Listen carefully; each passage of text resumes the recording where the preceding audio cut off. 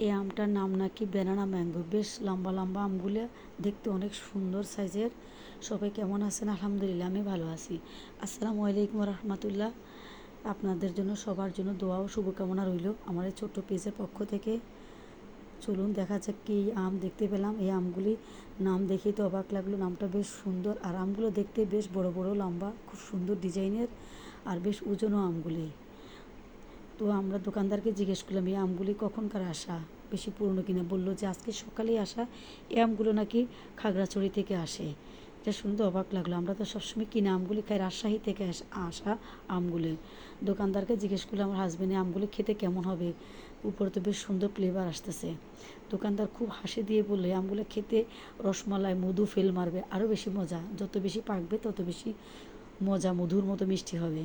তো শুনে তো খুব ভালোই লাগলো। তাহলে তো আমগুলো নিতে হবে, নতুন জাতের আম, খেয়ে দেখতে হবে কেমন আমগুলা। তারপর নিচে দেখি যে আরও নতুন কিছু জাতের আম। আর একটা আম দেখলাম নিচে বাড়ি, ওই আমটার নাম, এই আমটা বেশ বড় সাইজের। এই আমটার নাম এই যে বাড়ি চার, আমটার নাম বাড়ি চার। এই বাড়ি আমটা এক একটা প্রায় 600-700 গ্রাম 800 গ্রাম ওজনের, অনেক ওজন আমটা, আর বেশ বড় সাইজের। দুইটা আম প্রায় 1 থেকে 1.5 কেজির কাছাকাছি হয়ে যায়, কখন 1.5 কেজিও হয়ে যায় দুইটা আমে। তারপর আমরা এখান থেকে সেই ব্যানানা ম্যাঙ্গোগুলি প্রায় 60টা আম নিলেও 60টা আমই প্রায় 3 কেজির উপরে হলেও 3.5 কেজির মতো। তারপর একই আম আমরা আম্বরখানা আর্কেডিয়ার নিচে স্বপ্নর যে শোরুমটা, ওখানে ঢুকলাম অন্য জিনিস কেনার জন্য। সেখানে এই একই আম ব্যানানা ম্যাঙ্গোটা 190 টাকা করে লেখা। আসলে স্থানকাল ভেদে সব কিছুর দামটা এরকমই হয় মনে হয়, ওখানে বেশ দাম, এখানে থেকে ডাবল দাম। তো বাসায় নিয়ে আসলাম আমগুলি, নিয়ে এসে ধুয়ে পরিষ্কার করে এখন তো আমগুলো কেটে দেখতে হবে কেমন মজার, কেমন মধুর মতো মিষ্টি আমটা খেতে হবে।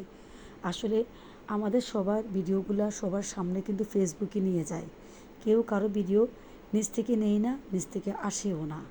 তাই আসুন আমরা সবাই সবাইকে সাপোর্ট করি। যারা বড়রা আছেন তারা আমরা নতুন, আমাদেরকেও সাপোর্ট করেন। আমরা আপনাদের ভিডিওগুলো সামনে পড়লেই পুরো ভিডিওটা দেখে সুন্দর করে একটা গঠনমূলক কমেন্ট করি। আপনারা আমাদের পেজগুলিকে সাপোর্ট করবেন। আমরা যারা নতুন, আপনাদের সাপোর্ট ছাড়া আমরা এগিয়ে যেতে পারবো না।